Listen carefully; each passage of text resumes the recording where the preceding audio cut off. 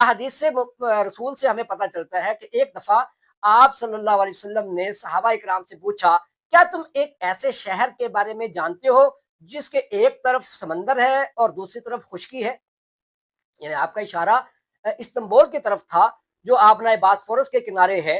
तो साहबा ने कहा, जी या रसूल अल्लाह, हम ऐसे शहर के बारे में जानते हैं। तो आपने फरमाया, क़यामत उस वक़्त तक नहीं आएगी जब तक इस शहर के 65,000 बनी इसहाक के लोग वहाँ पे जहाद नहीं करेंगे और वहाँ के रहने वालों के साथ जब तक लड़ेंगे नहीं।